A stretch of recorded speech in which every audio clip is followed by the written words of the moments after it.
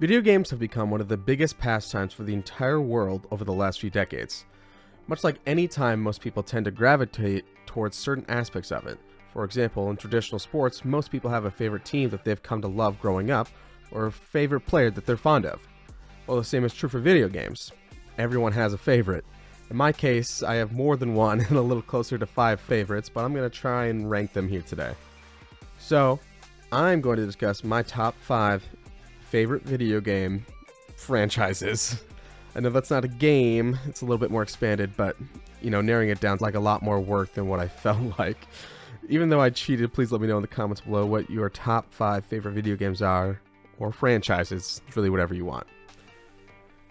To help gear this discussion, I think it's important for me to have a disclaimer that I didn't grow up getting to choose what consoles I played on or other gaming devices I could have. I grew up playing on my dad's PS2 and a Game Boy Advance that I'm pretty sure my mom bought for me at a garage sale. By the time I was able to afford to buy a console on my own, it was too late for me. My brand loyalty had already been taken. So a lot of the games on this list are mainly PlayStation, because the only time I ever played Halo or Gears of War was once in a blue moon at my friend's house. But I'm pretty positive if I grew up with an OG Xbox instead, that this list would be very, very different than what it is. So, without further ado, at number 5 we have the Uncharted series. First time I got my hands on the series, I was probably 12 years old and probably could not fully process how good it was at the time. See, I was fortunate enough to have my grandparents gift my family a PS3 Slim in the early 2010s. Maybe it was because I talked too much about it and they were just like, let's help this kid out and get him to stop talking about it to us. Or maybe it was just because it was a cheaper Blu-ray, and Blu-ray was becoming a big thing, and the PS3 fit the bill, and had gone on sale for Christmas. Either way, that beautiful box came with a couple of games bundled in, and one of those games was Uncharted 2. When I was a preteen, let me tell you, I sucked at games. Specifically, you guessed it, I sucked at Uncharted 2. I think this kind of goes without saying, but there's going to be spoilers for any of the franchises that are on this list, and if you don't want to be spoiled, you should go and play it, come back, and we continue with the rest of us, okay? So I'll give you a second, and we're good. Uncharted 2 had this crazy boss fight that was on a train, and I replayed it a ridiculous amount of times. Eventually, I did get through it, but it was quite the hassle. And then, again later in the game, there's another boss fight at the end of the game where you had to fight the final boss. And that I also had to do a ridiculous amount of times. So, at the end of it, my brain was kind of fried and cooked and probably did not fully process the game. Several years later, when we entered the PS4 era, I was able to buy one, and with a little help from my parents, bundled with my brand new PS4 was... Okay, it wasn't the Nathan Drake's collection of the first 3 Uncharted games, but a friend of mine from school did get that bundle, and he didn't play the game, so he sold it to me for like $10, which, let me tell you, was a steal because the game sold for $60. But he wasn't playing it, he didn't pay for it, so the deal worked out for both of us, right? It was at this point I turned back after I played Uncharted 2 on the PS3 and went, I enjoyed that, but didn't actually really play Uncharted 1 or 3 ever, and that's why I went back through the whole series. It was at this point that the full scope of these games became clear to me, and I fell in love with Nate, Sully, Elena, and the all original 3 Uncharted games. After playing through the Nathan Drake's collection, it became apparent I would need to play Uncharted 4 at some point, and that took a few more years. For some reason, instead of buying Uncharted 4, I waited until it went free on PS Plus, which was quite a while afterwards, so maybe I'm a little failure there, but it's okay. I got caught up in a bunch of multiplayer games with my friends over that period, and, eventually I circled back to playing 4, along with The Lost Legacy, which was not a DLC, not a full game, I don't really know. But once again, I love the series, and Uncharted 4 delivered. Not only was it able to live up to the last 3 games, but for some people it surpassed them. Not for me. Uncharted 2 is still my favorite. Maybe I'm being a little overly nostalgia fueled, but we'll see. But 4 is certainly a close second. To this day, I still feel so fondly towards these games, and I hope that they continue in the world in some way. I enjoyed the Uncharted movie. Tom Holland is okay, decent, but let's be honest, the games are where it's at. The number 4 franchise on my list is Pokemon. Man, Pokemon is just great and so accessible to literally anyone. Anyone could go look at a random mon and go, well, I have found the new love of my life and I would die for the small creature. That truly is the beauty of Pokemon, in my opinion. Every Pokemon, no matter how ugly it is, someone will have it as their favorite out of the entire list of Pokemon for their entire life. My journey with this franchise didn't actually begin in the gaming space, but instead on the old VHS tapes of the anime and the movies that I got from my cousin. Even though I had seen the ads for the games running before the movies and shows, I hadn't put much thought into it because I was a small child and didn't put a lot of thought into pretty much anything during those days. So one day, a kid on the bus who's a few years older than me was playing a Pokemon game, and I was wildly confused. I had no idea how that would even work. How does battling work? I didn't know. But I did like it, so I had my dad take all of my birthday money that I had left and go to eBay and purchase all 5 of the Game Boy Advance games. To this day, I'm pretty sure that they might have been knockoff copies because, man, I feel like I got them pretty cheap. But regardless, most of them are lost in the abyss of some couch or went missing. I literally have no idea where some of them are at this point. Makes me pretty sad, though. But the first one that I wanted to tackle on playing was Pokemon Emerald. I don't know why, that's just the one that I went to grab first. A few hours into the game, I somehow ended up breaking it. I cannot remember how it actually happened, but it was too late and it became garbage. So instead I switched to Sapphire because I love the color blue, still do. I was immediately confused why it was the exact same one as the one I just broke because I didn't really understand version exclusives and third copies of the game until a couple years after that. I just saw a different legendary, the color blue, and wanted to play it. Anyways, let's get back on track. My love for Pokemon was well met with these games. It didn't take a lot of work because I already loved Pokemon already because of the anime, so playing the game's just an extension of that. But it still makes its way up on my list. It all worked out. It's all great. Even in 2022, I will still buy at least one copy of a game that comes out. And yes, sadly, that includes Brilliant Diamond and Shining Pearl, which definitely were not the best games, but whatever. My number 3 franchise is one that I might be losing here pretty soon on PlayStation, but probably not actually, because I also have a PC, so it really doesn't really matter, except for the fact that I like collecting physical media, because I'm a nerd, so I won't be able to get the PlayStation case for it. I mean, it's whatever, it doesn't really matter, it's Call of Duty. I apologize for the run-on sentence, but I just don't know if these games deserve proper grammar anymore. My love for Call of Duty is partially from early pandemic Warzone, staying up late with my friend playing because school was basically canceled for the year and we had nothing better to do. A much larger portion of that comes from like Black Ops 1 era to Black Ops 4 era and just playing multiplayer with friends. Like that's the biggest area for me personally. Black Ops 1 was the first one I played, so that meant a lot for me. I understand that I might be going a little controversial here, but my first Call of Duty was Black Ops 1, so I have a lot of fondness for Treyarch and the Black Ops series in general over the Modern Warfare Ghost timeline with Infinity Ward developing. I'm sorry, Sledgehammer. It's fine. One thing I am 100% like on the side of Infinity Ward is that Infinite Warfare had the best Call of Duty campaign ever, and not enough people probably played it, but I mean, it's whatever. Sledgehammer, again, you're whatever, it's fine. Like, a lot of people like Advanced Warfare. I didn't really play it at the time. That was kind of I got out of Call of Duty for a little bit, and World War II and Vanguard are just not where they should be. They're just not it, man. It's okay. But both are pretty good, like, competitive games for like the actual gameplay, but are very visually dull, just like Infinity Ward games. That's why I prefer Treyarch, is because the art direction and color palette is just so important to me and for COD in general, in my opinion. Like, I don't need rainbows flying around everywhere, but I would like it so that my eyes are trying to see more than 83 different shades of gray that are in different shapes on my monitor. That's just not it for me. And I understand that I'm being kind of rambly and not super coherent, but it's definitely hard to follow, and I am, again, very sorry. I just don't know if this franchise fully deserves my conscious thought devoted to it. It just, at this point, it's going to be whatever.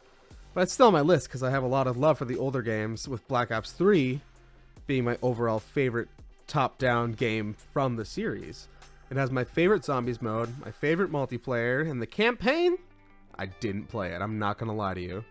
So, you know, 2A is probably like a C-D. Averages out to like a high B, low A area, which, you know, you got to be pretty happy with. Hopping back into a PlayStation exclusive side of things, we have my personal number 2 franchise, The Last of Us.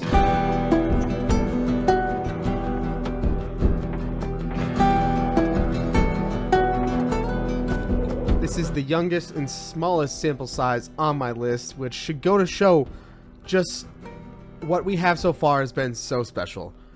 I never played the original game on the PS3. I was a little late to the party. My first playthrough was on The Last of Us Remastered for the PS4. In total, I've played the Remastered probably 4 times through, which is definitely not a lot compared to some people, but I've loved every time through it. The story being told is such a powerful one. It's so special to so many people. I believe that everyone should play it at least once. With The Last of Us Part 1 now releasing on PS5, that experience has become something even more special in my opinion. Not only is it visually better for non-gamers to play or watch, but the game branches out into numerous accessibility. Not just accessibility for any handicaps, but making the game playable for a wider audience by making it available on PC as well. I don't think that we have that many details on the PC port as of currently, as I'm writing this, but when it does release, that's going to be an even wider group of gamers that it can reach. My first playthrough of Part 1 was so that my fiance could experience the story with me, and then we went through and played Part 2 as well, which was also great. We are currently done with Part 2. We made really good pace. I think we got it done in like 22 hours, which is pretty good on moderate difficulty. And the game is so controversial in so many ways, but I believe it is necessary to help conclude the story of Part 1. That's why it's Part 1 and Part 2, is because they go together. And if you don't personally like it, that's totally understand. It's just a game that I personally love. Before our current playthrough, I've only played the game one time through, which might not seem like a lot, but it came out right before I was moving out of my parents' house, so I had a difficult time trying to revisit it, as I just didn't have the time. I also wanted to wait after a certain point to play Part 1 and then go into Part 2 fresh off of it, which was an amazing experience going straight from Part 1 to Part 2. Like, it was just great. The one aspect that I haven't really touched on The Last of Us so far has been the multiplayer mode, Factions. It was a mode I didn't really get into back when Remastered first came out, and I got it, but I made sure to go back to it a little bit right before Part 1 released, which I had a lot of fun. It's for sure a lot more challenging than COD, for sure. Very difficult, but nonetheless, it was a good time for me. I also really enjoyed watching some high kill gameplay from speedrunner Anthony Caliber. I've watched a few of his speedruns, and I did enjoy a lot of them. He does a lot better than I could ever dream of doing. I'm looking forward to the release of Factions 2, or whatever it's going to end up being called. It's just going to be really great. I think it's going to expand really well off of the first one. And my personal beliefs is that it's kind of going to end up being like a game like Tarkov, and then have a Battle Royale mode type of thing as well. Keep the original modes as well, but expand the game into be more of a live service type, since that's where Sony and PlayStation wants to start heading more towards. But if you're watching this in the future, please let me know how wrong I am, regardless of what comes out in the future of this franchise. I love it now, always will.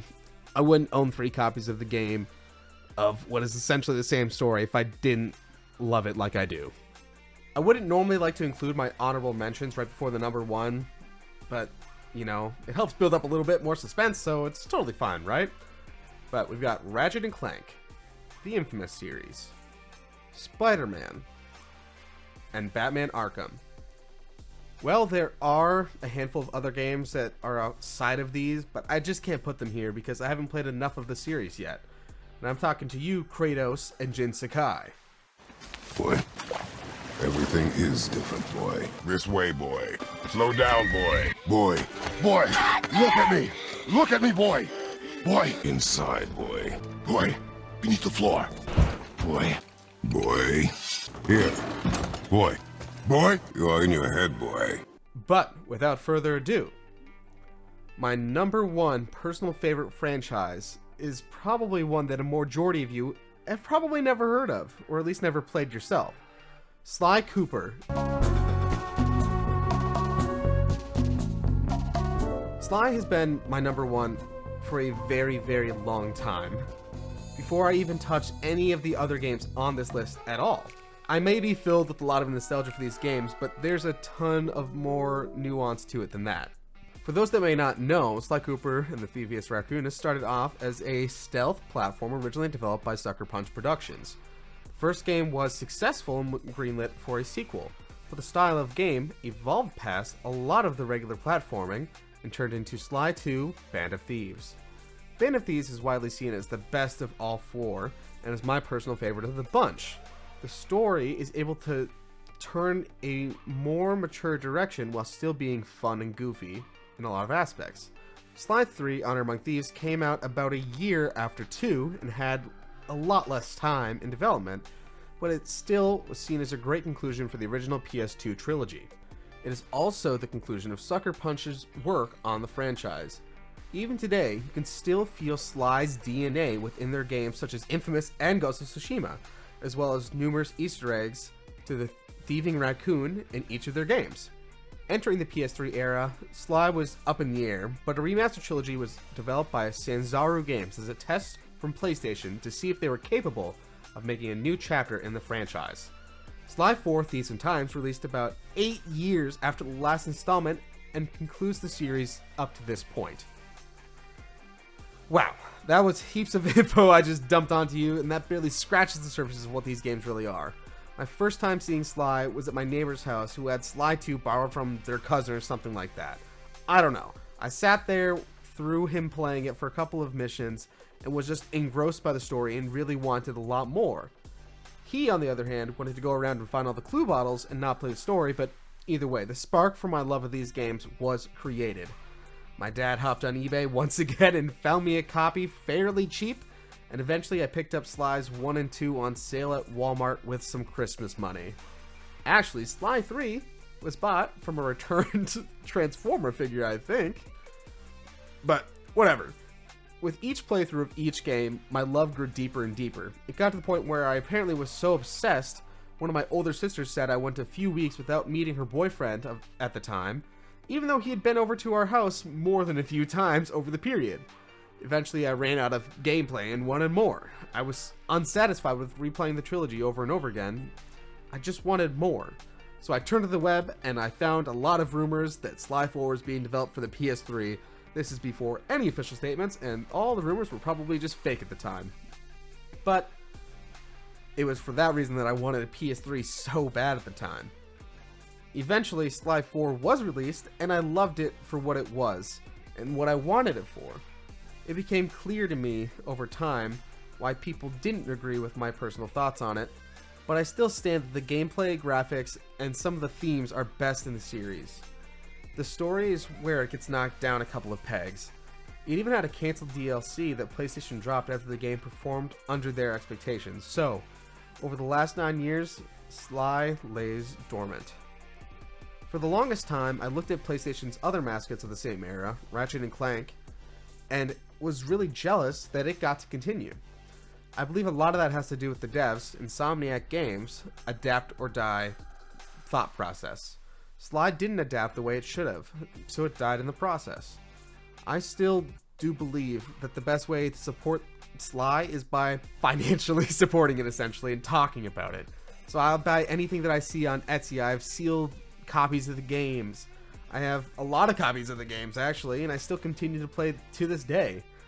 I even bought a Vita to play them on the go. My love for Sly has never dwindled, and I will celebrate anything I see of him. with his 20th anniversary happening as I'm recording this, I really hope to see something more soon. Thank you for sticking with me through the end of the video. If you enjoyed it, I would appreciate any support from a like or subscribing. Please let me know in the comments what are your top 5 favorites and any opinions you may have on mine. Everybody have a great day, and I'll see you next time. Peace.